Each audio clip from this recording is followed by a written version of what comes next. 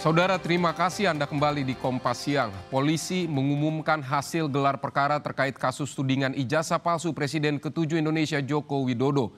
Ada 8 orang ditetapkan sebagai tersangka. Kasus tudingan ijazah palsu Presiden ke-7 Indonesia Joko Widodo, polisi tetapkan 8 orang sebagai tersangka. Sebelumnya, Joko Widodo telah melaporkan dugaan fitnah terkait dirinya ke Polda Metro Jaya dengan jeratan pasal 310 dan 311 KUHP, pasal 27A, Junto 32 serta pasal 35 Undang-Undang tentang Informasi dan Transaksi Elektronik atau UU ITE.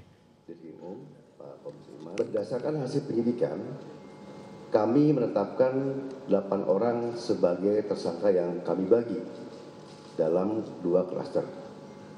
Antara lain 5 tersangka dari klaster pertama yang terdiri atas nama ES, KTR, MRF, RE, dan DHL.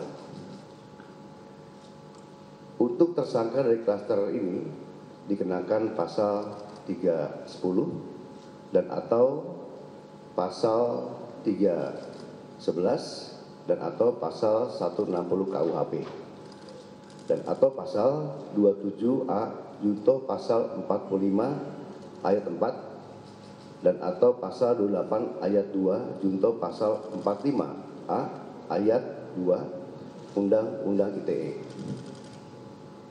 Untuk klaster kedua, ada 3 orang yang akan ditetapkan sebagai tersangka, antara lain atas nama RS, RHS, dan TT.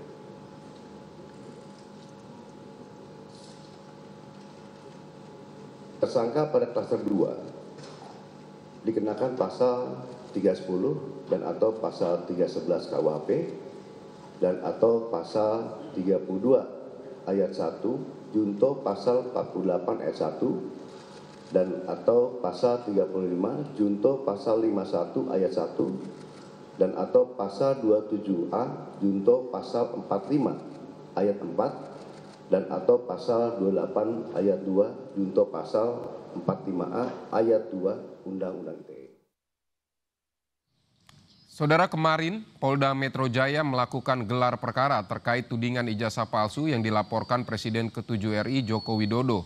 Polda Metro Jaya telah menggelar asesmen yang dihadiri sejumlah pejabat Polri, ahli hukum dan pidana, Kompolnas, Inspektorat Pengawasan Umum, dan Divisi Profesi Pengamanan Polri. Dan asesmen ini merupakan langkah dan upaya penyidik untuk memperjelas status hukum dalam kasus tudingan ijazah Jokowi yang telah naik ke tingkat penyidikan. Namun hingga saat ini belum pihak terlapor dalam kasus ini, diantaranya mantan Menpora Roy Suryo, Dr. T. Fauziah, dan ahli digital forensik Rismon Sianipar. Adaptasi kepada prosedur yang harus dilakukan, berpegang kepada scientific criminal investigation, dan karena ini berkenaan dengan keaslian dan tidak keaslian, maka pembuktiannya harus bersifat kriminal CCI ya.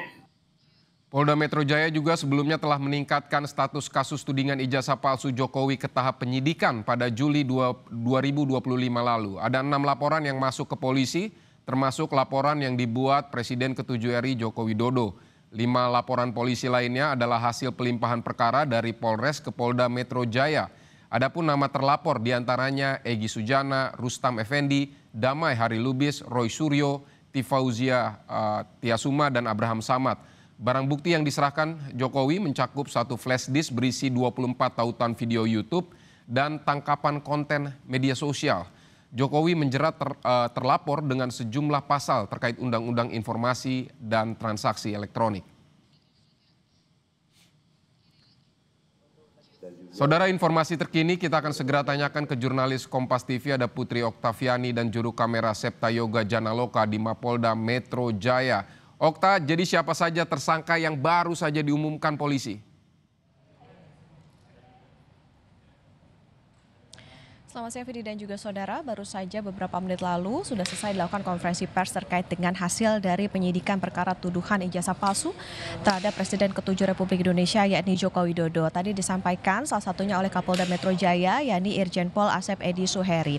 Yang tadi menjadi highlight Vidi dan juga saudara adalah penetapan 8 orang tersangka ini terkait dengan pencemaran nama baik, fitnah, ujaran kebencian, penghasutan dan manipulasi data elektronik yang dilaporkan oleh Joko Widodo.